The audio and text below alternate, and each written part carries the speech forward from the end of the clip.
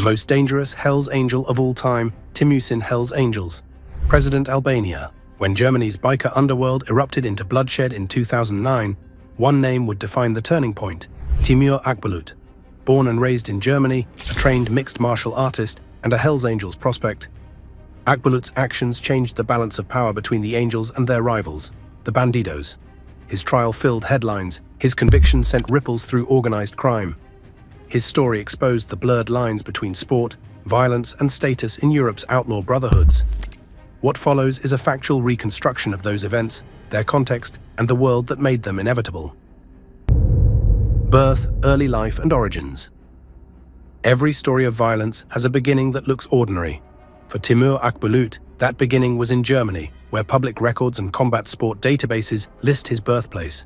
His name first appears in the country's mixed martial arts circuit of the mid-2000s, but long before the ring and the headlines, he was another son of post-immigration Europe, growing up in neighborhoods shaped by Turkish and Balkan families who had arrived in the 1970s and 1980s seeking work, not notoriety. Germany in those years was a study in contrasts. The children of guest workers learned discipline from parents who labored in factories and warehouses, but they also grew up in streets where national identity was blurred and tempers ran high. Between the concrete housing blocks of Duisburg, Essen, and Cologne, a new subculture was forming. Hip-hop crews, fight gyms, and on the edges, biker gangs recruiting young men who wanted belonging backed by power. Akbulut's Turkish heritage placed him inside this mosaic. German law enforcement files and court reporting later described him as a German Turk, a term often used for second-generation immigrants who balanced two identities, German schooling and Turkish family structure. By his late teens, he was already known for his physical strength and a fascination with combat sports. The gyms of the Ruhr region, small fluorescent-lit basements that smelled of sweat and resin, became his first arena. Coaches trained boxers by day and street fighters by night. Within that hybrid culture, he found what many restless young men of the era found: a sense of control, a code of loyalty, and a stage where aggression was not only accepted, but rewarded. The early 2000s European MMA scene was rough, unregulated, and brutally intimate. Fights were held in converted warehouses or local sports halls, advertised on flyers and internet forums. When Topology later archived the records, Timur Akbulut appeared with a professional tally of 4 wins and 8 losses. Evidence that he wasn't a celebrity athlete, but a regular grinder of that circuit. What mattered wasn't titles, it was toughness.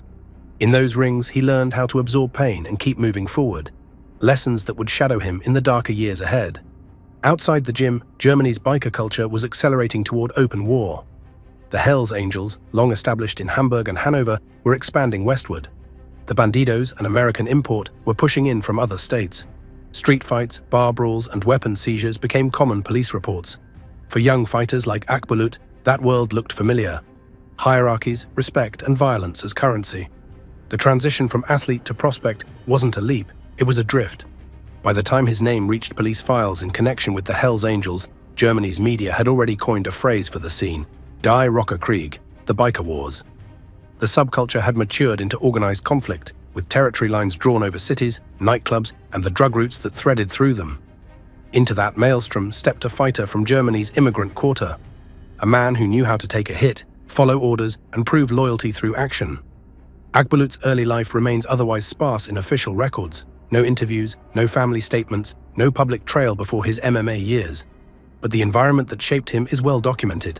The Ruhr's industrial decay, the ethnic enclaves it left behind, and the underground brotherhoods that filled the vacuum. Out of those neighborhoods emerged men like Timur Akbulut, fighters first, outlaws later, each drawn toward a world where strength could rewrite status. MMA/fighting career.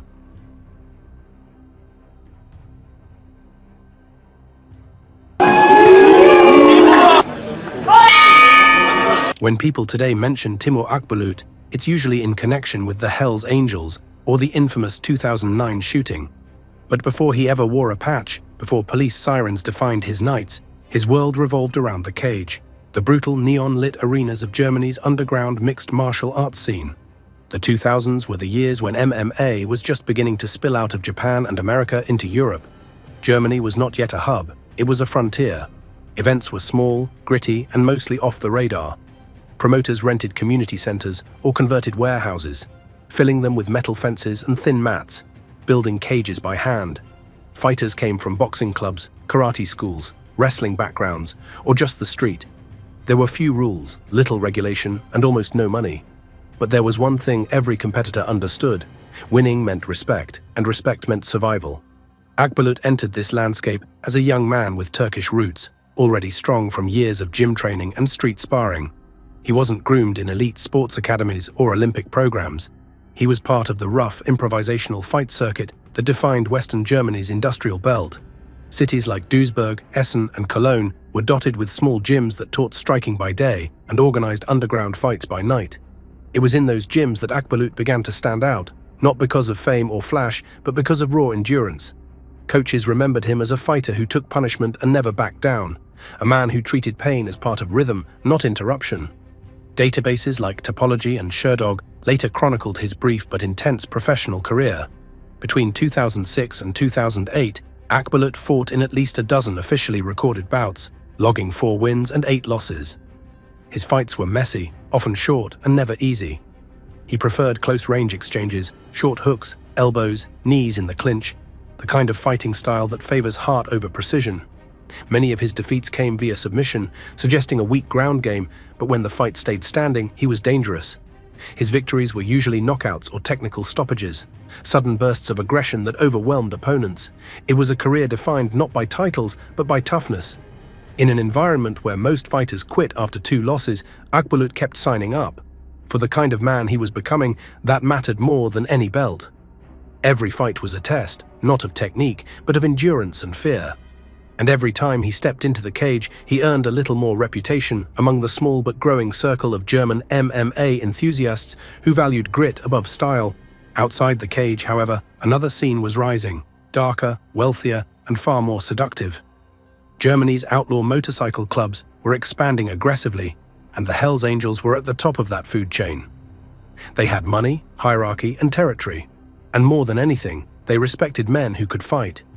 Across the country, MMA gyms had quietly become recruiting grounds for biker organizations. Fighters were hired as club bouncers, enforcers, and security. To a young man looking for identity and structure, the connection between the gym and the patch was natural. Akbulut's transition began around this time. The same attributes that defined him in the ring, loyalty, ferocity, refusal to surrender, were the very qualities outlaw clubs prized. Where the MMA world offered short-term fame, the biker world offered lasting brotherhood and financial stability, even if it came wrapped in violence. Fighters like him were seen as frontline men, useful in conflicts, respected in peacetime.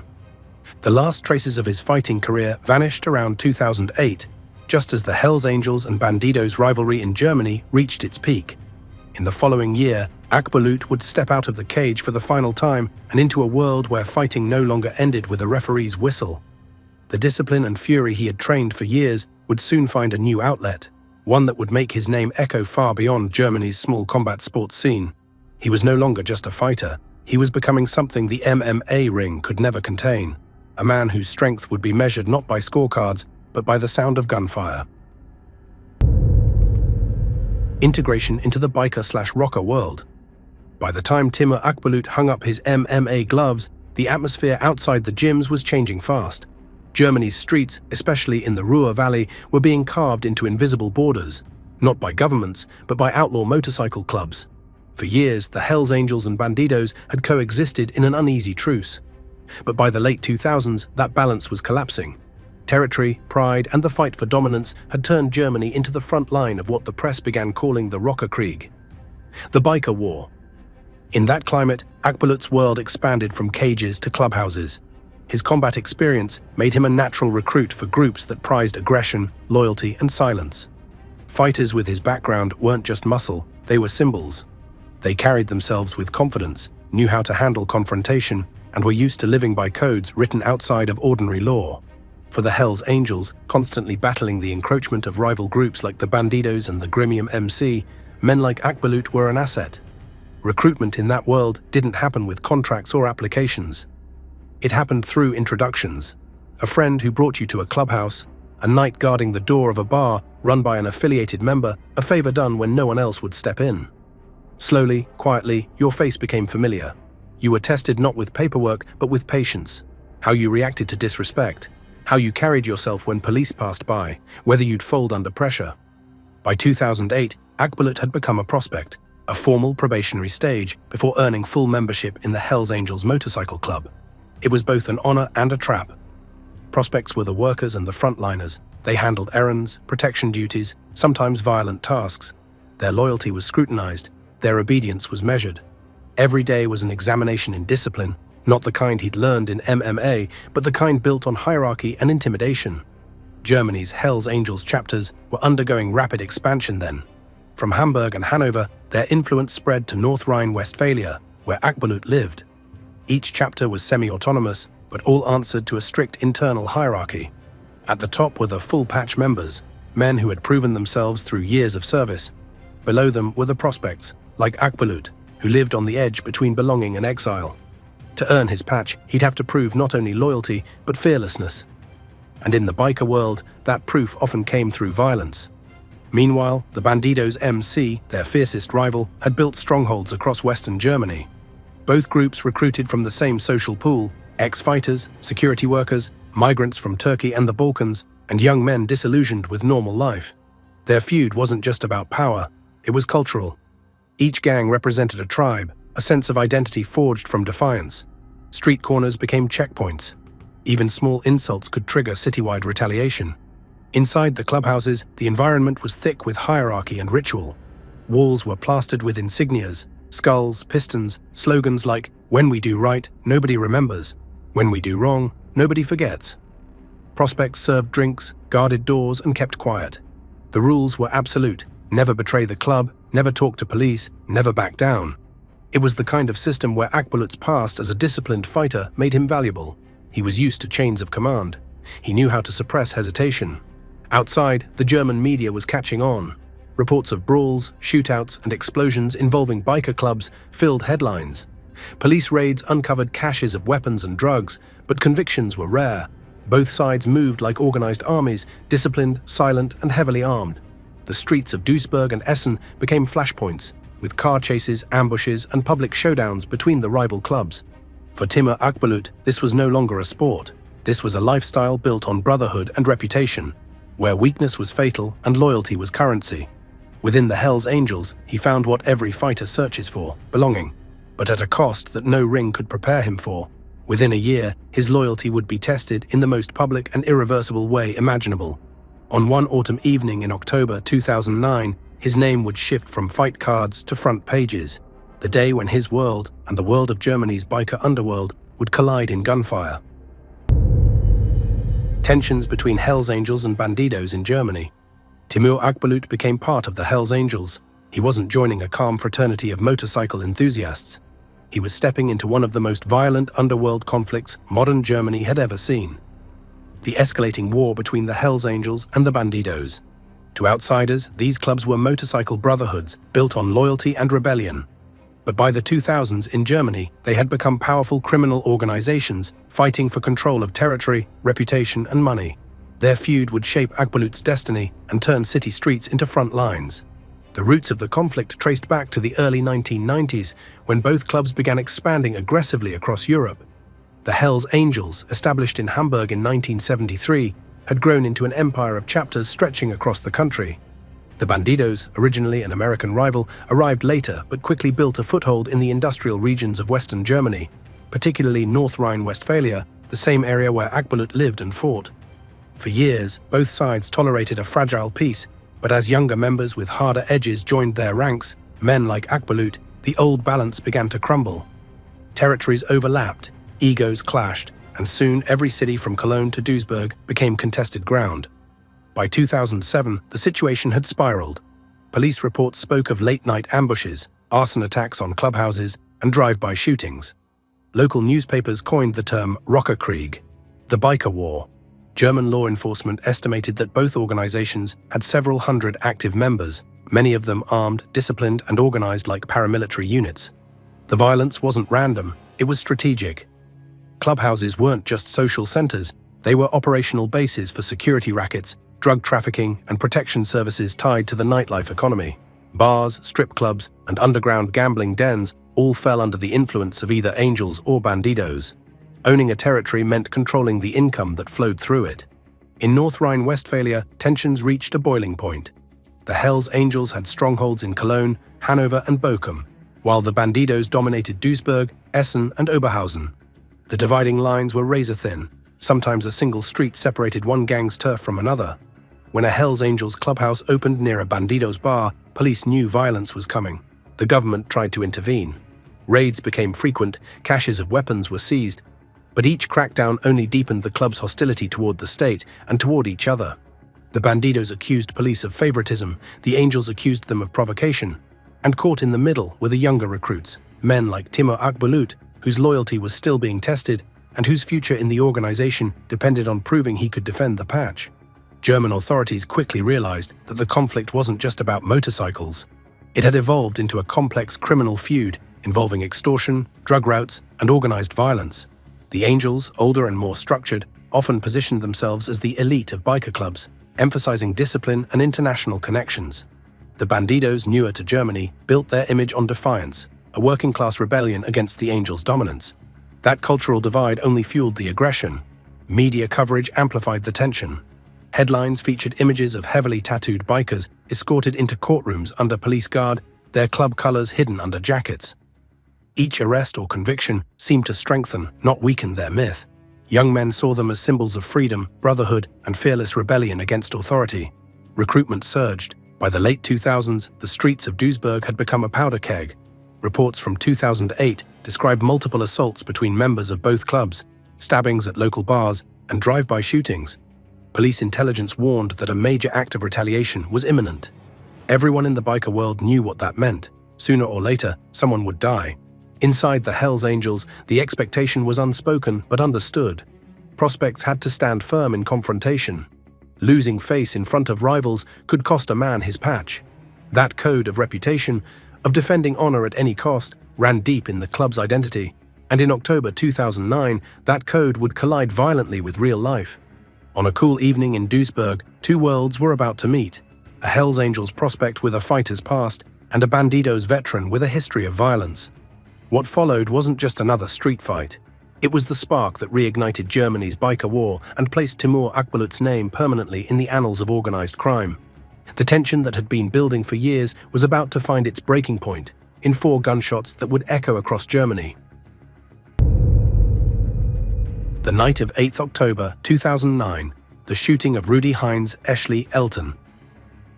The night of October 8, 2009 stands as one of the most defining moments in Germany's long history of biker violence. It was the evening when the fragile tension between two outlaw empires, the Hells Angels and the Bandidos, finally collapsed into bloodshed. And at the center of it all was a man who had risen from the world of underground fighting to the heart of Germany's biker hierarchy: Timur Akbulut. That Thursday began like any other. The industrial city of Duisburg had already settled into the grey rhythm of autumn. Streetlights flickered over quiet neighborhoods, and the usual traffic crept along the roads near the Bandidos clubhouse. Among the cars idling at a red light was a dark vehicle carrying Timur Akbulut and his brother. To any passerby, it was just another car waiting for the signal to change. Across the street, members of the Bandidos were gathered outside their clubhouse, a familiar sight in that district. One of them was Rudi Heinz Elton, a senior figure within the club.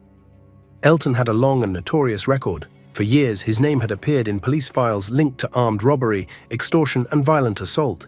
In the biker underworld, he was respected and feared in equal measure, a man whose reputation had been built on confrontation. What happened in the following moments would alter both their lives permanently. When Akbulut's vehicle stopped near the clubhouse, the presence of a known Hells Angels prospect so close to Bandidos territory drew immediate attention. Witnesses later told investigators that a confrontation took place at the traffic light. The situation escalated quickly. Akbulut, armed and on edge amid the constant tension of the Rockerkrieg, reacted. Within seconds, 4 gunshots rang out. One bullet struck Elton in the head. The others fragmented against nearby walls, narrowly missing 2 bystanders standing several meters away. When the echoes faded, the street was filled with panic. Cars swerving, people shouting, and the flashing lights of security cameras recording the chaos. By the time the first emergency vehicles arrived, Akbulut and his brother had already fled the scene. Elton was taken to a nearby hospital but succumbed to his injuries shortly afterward. His death sent shockwaves through the biker community and the city of Duisburg. Within hours, both the Hells Angels and Bandidos were on high alert.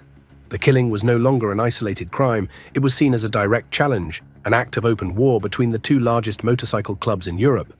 The next morning, Timur Akbulut surrendered himself to the police. Accompanied by legal counsel, he acknowledged his involvement in the shooting, but maintained that his actions were the result of threat and fear. The investigation that followed was exhaustive. Ballistic tests confirmed his weapon as the one used at the scene. Forensic teams mapped the trajectory of each shot. Witness statements were compiled, and hours of surveillance footage were reviewed, but maintained that his actions were the result of threat and fear. The investigation that followed was exhaustive. Ballistic tests confirmed his weapon as the one used at the scene. Forensic teams mapped the trajectory of each shot. Witness statements were compiled, and hours of surveillance footage were reviewed. The German press covered every stage of the case. National headlines referred to it as the event that reignited Germany's biker war. Images of police cordons, forensic tents, and shattered windows appeared on front pages. For many citizens, the incident was their first clear view into the violent subculture that had been growing beneath the surface of German society for years. The authorities responded swiftly. Raids were conducted on clubhouses across the Ruhr Valley. Firearms, knives, and explosives were seized. Patrols increased near known biker zones in Essen, Bochum, and Solingen. Despite these efforts, the cycle of retaliation continued. In the weeks following the shooting, several violent clashes occurred, bars attacked, cars torched, and in one instance, a grenade hurled into a Hells Angels property. Though it failed to detonate, the message was unmistakable. The war had resumed. Inside biker circles, Akbulut's name spread quickly. Within the Hells Angels, he was viewed as a man who had acted decisively in enemy territory, a demonstration of loyalty and courage that few could match. To outsiders and law enforcement, however, he became a symbol of the escalating lawlessness and internal code of violence that defined the biker subculture. For Timur Akbulut, that single act of pulling a trigger would dominate the rest of his life. It transformed him from a quiet figure in the background of Germany's MMA gyms into a central character in the country's criminal narrative. The years that followed would test whether that act had been a moment of instinct, of fear, or of conviction. But in the immediate aftermath, there was only chaos, blood, and a spreading certainty across Germany's cities that the Rockerkrieg had entered a new and deadlier chapter. Investigation, arrest, and turning himself in. In the hours following the Duisburg shooting, chaos rippled through Germany's biker network. Police radios buzzed with conflicting reports. Patrol cars flooded the industrial districts, and officers sealed off streets surrounding the Bandidos clubhouse. Forensic teams worked through the night under floodlights, marking bullet casings with chalk and photographing every shattered window. The question dominating every briefing was simple: where was Timur Akbulut? The following morning, the answer arrived not through a manhunt, but through the front doors of a police station. Akbulut surrendered himself voluntarily, accompanied by his lawyer. It was a move that caught both police and the media off guard. Germany's outlaw culture was notorious for silence. Members rarely turned themselves in. But this act wasn't a confession, it was a calculated response. Akbulut knew the evidence was overwhelming, and surrendering offered a chance to control his narrative. His arrest marked the beginning of one of Germany's most closely watched criminal investigations of the decade. Detectives from the State Criminal Police Office, LKA, took charge, recognizing the case's sensitivity. They weren't just dealing with a homicide, they were dealing with an event that could ignite a nationwide biker war. Every decision had to be made with precision, every move observed by rival factions ready to interpret police action as favoritism or provocation. The crime scene itself offered little ambiguity. 4 casings were recovered, matching the handgun later seized from Akbulut. Ballistic tests confirmed that the fatal shot had been fired at close range, consistent with a direct confrontation. Eyewitnesses described the events in fragmented detail: the vehicle at the traffic light, the commotion near the clubhouse, the rapid sequence of gunfire. Some accounts contradicted others, but the outline remained clear. Akbulut had fired the weapon. Over the next several days, Akbulut was interrogated under strict supervision. He remained composed, answering only through legal counsel. His defense presented a consistent claim that he had acted out of self-preservation, believing his life to be in imminent danger. Investigators, however, suspected that pride and rivalry had played a greater role than fear. The media frenzy intensified. News outlets replayed the timeline repeatedly. A Hells Angels prospect shooting a senior Bandidos member in broad daylight. Commentators dissected the case on talk shows, framing it as a symbol of Germany's growing organized violence. For ordinary citizens, the story felt cinematic. 2 gangs, 1 confrontation, 1 trigger. But for the police, it was a logistical nightmare. Authorities feared the possibility of retaliation before the trial could even begin. Security alerts were issued nationwide. Surveillance increased at all Hells Angels and Bandidos clubhouses. In Bochum and Solingen, police officers guarded court buildings in shifts, while armored vans transported key members under heavy escort.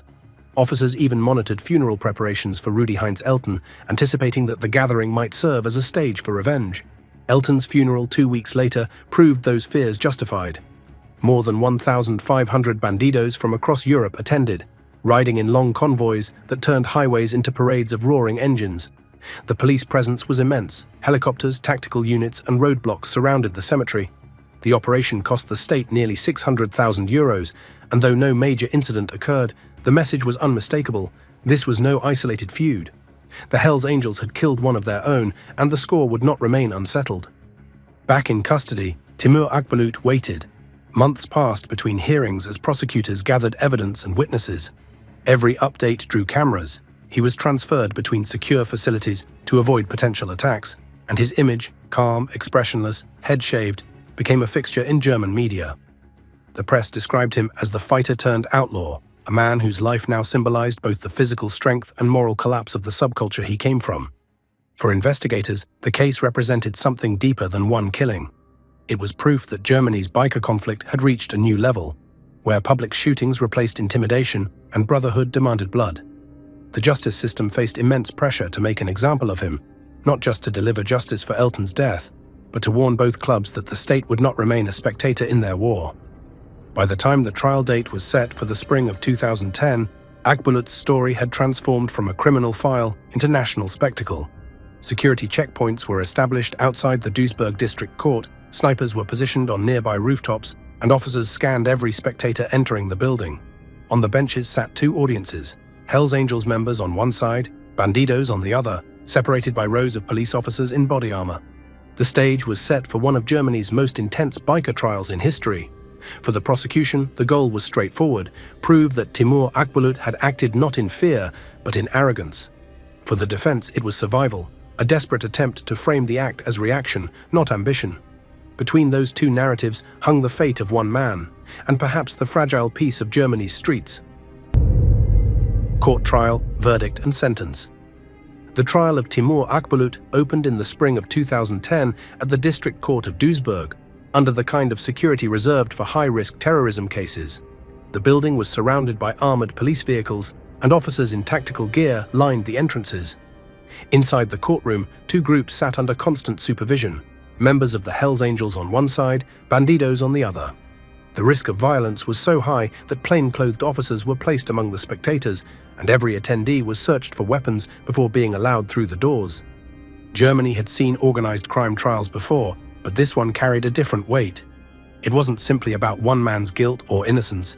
It was about restoring the state's control over a conflict that had begun to spill into public life. The shooting of Rudi Heinz Elton had captured national attention. Now the country watched to see whether its legal system could contain the chaos that followed. When Timur Akbulut entered the courtroom, cameras clicked in rapid succession. He wore plain clothes, his expression unreadable. To some, he looked defiant. To others, resigned. The press labeled him alternately a cold-blooded killer and a soldier of the biker war. But inside the room, all labels dissolved into a single question: what had really happened on that October night in 2009? The prosecution presented a clear argument. Akbulut, they said, had acted not in self-defense, but in deliberate aggression. They reconstructed the sequence of events using ballistic analysis, eyewitness accounts, and forensic mapping of the bullet trajectories. The shots, they argued, were fired calmly and in rapid control, not the panicked reaction of a man under attack. The fatal bullet had struck Elton in the head at close range, consistent with an execution-style firing. Prosecutors emphasized that both men were part of rival organizations locked in an escalating feud. The confrontation, they insisted, was not spontaneous but inevitable, a chance meeting that turned into an assertion of dominance. In their narrative, Akbulut had seen Elton, recognized him, and decided to send a message. The defense, led by a seasoned criminal attorney, countered with a different version. They argued that Akbulut had been provoked and genuinely believed his life was in danger. Elton, a man with a documented history of violent behavior, had allegedly approached the car in a threatening manner. Akbulut, they said, had only seconds to react. His actions, while tragic, were the product of fear, not malice. Over several weeks, the courtroom became a stage for two opposing visions of justice. The prosecution spoke of control and pride. The defense spoke of panic and survival.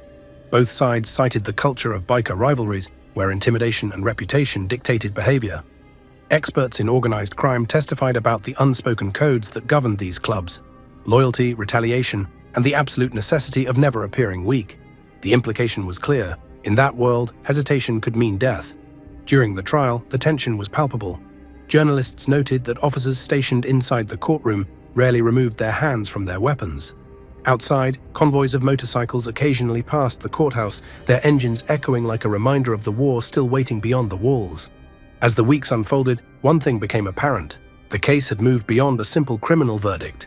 It was a symbolic confrontation between two systems of order, the rule of law and the law of the street. On August 30th, 2010, after months of testimony and deliberation, the Duisburg District Court delivered its judgment.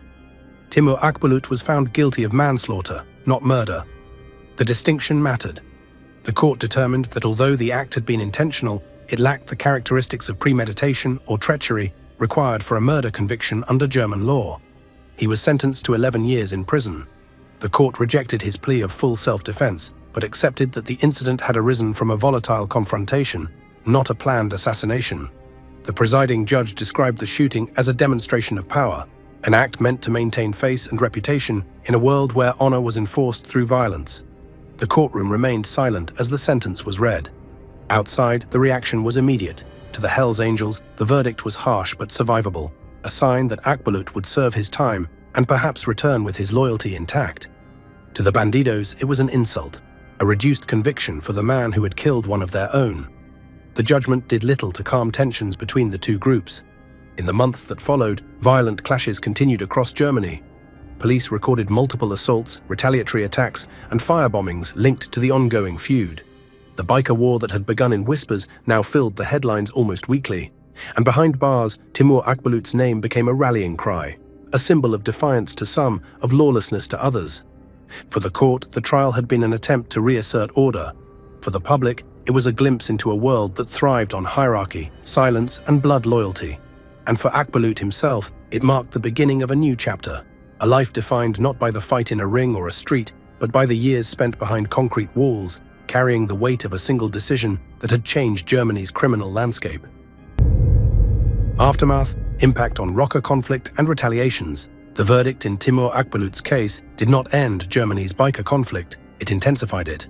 What happened inside that Duisburg courtroom in August 2010 was seen by many as the spark that reignited an already smoldering war. As Akbulut began his 11-year sentence, the country outside was sliding deeper into a violent cycle of revenge that stretched from North Rhine-Westphalia to the northern ports of Hamburg and Kiel. Within hours of the verdict, law enforcement agencies issued internal warnings about potential retaliatory actions. The Bandidos, mourning the loss of their member, Rudi Heinz Eschli Elton, were expected to strike back. The Hells Angels, still celebrating what they considered an act of loyalty within their ranks, fortified their own clubhouses. The peace that police hoped to restore through the conviction of Akbulut proved illusory. He wasn't the boss of an empire or the founder of a gang, but his story carried cinematic clarity. A fighter, a shooting, a trial, and a verdict that rippled across an entire country. Television documentaries followed soon after. Crime programs devoted special episodes to the growing power of motorcycle clubs, illustrating how clubs like the Hells Angels and Bandidos had transformed from countercultural brotherhoods into organized syndicates. When the segment on Akbulut aired, it often used archival footage from his MMA days, a young man throwing punches under the harsh light of underground rings, unaware that his real fame would come not from sports, but from a courtroom. Public perception is divided sharply. To most viewers, Akbulut was a dangerous man, an embodiment of violence and lawlessness. But within Germany's subculture of outlaw fascination, a different narrative formed. Among fans of motorcycle culture, prison tattoos, and heavy metal bars, Akbulut became a name uttered with a kind of grim respect. Forums and social media pages discussed him as someone who stood his ground, who lived by the old codes of brotherhood and consequence. It was a distortion of reality, but one that spread quickly in a digital world that blurred the line between notoriety and legend. Law enforcement watched this transformation uneasily. The Federal Criminal Police Office, BKA, noted how figures like Akbulut, regardless of their crimes, could become anti-heroes in certain online circles. His mugshots and court images were shared not as warnings, but as emblems, cropped, stylized, and captioned with quotes about loyalty and silence. Images of Akbulut's prison transport, heavily armored police vans flanked by motorcycles, against photos of ordinary riders in open landscapes, drawing out the paradox of biker culture, freedom turned into confinement. Writers and columnists speculated about how a man once trained for competition ended up a symbol of chaos. They described him as a product of two worlds, disciplined enough for sport, defiant enough for crime. In the years following his sentencing, his absence only deepened his myth. Very little leaked from inside prison, which made him even more mysterious. He did not give interviews, issue statements, or engage in public correspondence. The silence worked in his favor. In a media environment saturated with noise, silence created gravity. By 2013, with Germany's biker war still producing headlines, Akbulut's image began to reappear in retrospectives about organized crime. Television reports revisited his case whenever new biker-related violence erupted. Each incident was contextualized as part of a chain reaction tracing back to that night in 2009. Even when he wasn't named directly, journalists referred to the Duisburg shooting as shorthand for the moment Germany's biker violence went national. International outlets picked up the story too. Scandinavian and Dutch media, where local biker conflicts were also growing, cited Akbulut's case as a warning of how fast rivalries could escalate once blood was spilled. His name appeared in policy discussions and law enforcement briefings about transnational motorcycle crime networks. Public fascination persisted, partly because the story bridged contradictions. Akbulut's background, a professional fighter from an immigrant family who became the face of a German biker war, encapsulated broader themes about integration, masculinity, and the search for identity in Europe's urban underclass. Academics later referenced his case in criminology papers, examining the overlap between sports culture, organized crime, and group psychology. Over time, the media portrayal of Akbulut evolved into something less about the man and more about what he represented. The moment when outlaw subculture crossed from private rebellion into national crisis. Each retelling simplified him further. The cage fighter turned Hell's Angel, the prospect who pulled the trigger, the man whose act set Germany's underworld ablaze. By the mid-2000s, as new generations of bikers rose and older figures faded, his story remained a fixture in the public imagination. In the endless churn of crime documentaries and online discussions, Timur Akbulut had become what few criminals ever do. Not just a case file, but a character, an image projected onto whatever the audience wanted to see, whether that was loyalty, defiance, or destruction. And as Germany continued to tighten its laws around outlaw clubs, the man at the center of it all remained silent, a ghost of the biker war that still haunted the country's memory. Structure of outlaw motorcycle clubs in Germany. When Timur Akbulut joined the Hells Angels, he wasn't just entering a group of bikers, he was stepping into a system built on hierarchy, ritual, and control. Outlaw motorcycle clubs in Germany operated like paramilitary brotherhoods. Every patch, title, and gesture carried meaning. The public saw leather and motorcycles, insiders saw discipline, loyalty, and unspoken law. The Hells Angels, along with rivals like the Bandidos, Outlaws, and Gremium MC, formed what law enforcement called Rocker Kriminalität, biker-related organized crime. These clubs looked like social groups on the surface, but beneath the noise of engines lay a structure as rigid as a military command chain. Each club was divided into chapters, named after their cities: Hells Angels Hamburg, Hells Angels Hanover, Bandidos Duisburg, and so on. Every chapter acted independently, but followed the same code and hierarchy. At the top was the president, the leader who represented the chapter and decided internal affairs. Beside him stood the vice president, enforcing discipline and stepping in when the president wasn't present. The sergeant-at-arms ensured rules were followed and security was maintained, both inside the clubhouse and during confrontations. The treasurer handled club finances, often managing both legitimate businesses and underground income, while the road captain organized rides and logistics for the group's public appearances. Below the officers were the full patch members, men who had earned the right to wear the club's full insignia: the curved top rocker with the club name, the center emblem, and the bottom rocker showing the city or region. The patch was sacred.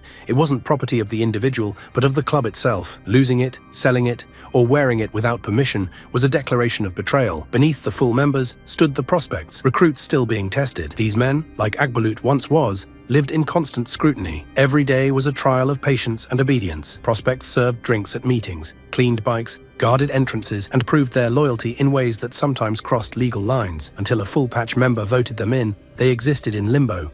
Not yet brothers, but no longer outsiders. Surrounding the main clubs were support clubs, smaller groups that pledged allegiance to a larger organization. For the Hells Angels, These included names like Red Devils MC, Lost Souls MC, and others. For the Bandidos, it was Grim Reapers MC or Diablos MC. These feeder clubs operated as the outer layer of the system, carrying out smaller jobs, recruiting new members, and maintaining visibility in areas where law enforcement pressure had forced the main clubs underground. Together, this network formed a national structure. Chapters across Germany coordinated through regional councils, with presidents and senior members meeting to resolve disputes and discuss expansion. The influence of these clubs extended beyond motorcycles, into bars, strip clubs, and private security firms. To outsiders, it looked like nightlife. To investigators, it was organized control of entire economies. By the late 2000s, when Akbulut rose through the Hells Angels ranks, the structure of these clubs had become deeply entrenched. The Hells Angels MC Germany was one of the largest outlaw organizations in Europe, with hundreds of members spread across major cities like Hamburg, Cologne, Frankfurt, and Hanover.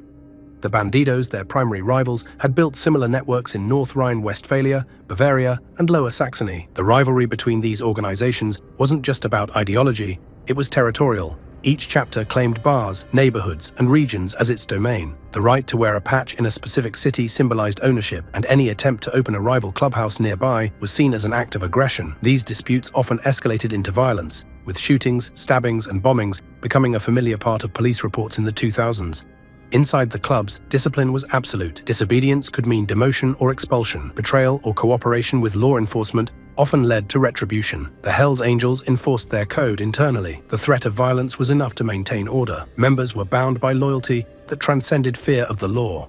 In this world, reputation was survival. The colors, the patches worn on the back of their jackets, represented everything. For the Hells Angels, it was the winged skull, known as the Death Head, bordered by red and white. For the Bandidos, it was the cartoon figure of a sombrero-wearing outlaw with a machete and pistol. These emblems were not just symbols of belonging, they were trademarks, owned by the international organizations that governed their use. Wearing them without right could trigger consequences as severe as physical assault. German authorities spent decades trying to dismantle this system. In cities like Hamburg, Bremen, and Hanover, entire chapters were banned, and displaying club insignia in public became illegal. Still, enforcement had limits. New chapters emerged under different names or through affiliated clubs, preserving the network while avoiding technical violations. Recruitment continued despite the bans. Clubs often targeted young men from immigrant communities, ex-soldiers, or fighters. Individuals accustomed to discipline and physical conflict. It was a world where aggression was respected, loyalty was currency, and silence was armor. Fighters like Akbulut fit naturally into that mold. His background in mixed martial arts, his reputation for endurance, and his quiet confidence made him an ideal recruit. Within the Hells Angels hierarchy, a man's worth was measured not by wealth, but by his willingness to defend the club's name. That principle, the unbreakable chain of honor and retaliation, defined every conflict from the smallest bar fight to the nationwide biker wars that would shape Akbulut's life.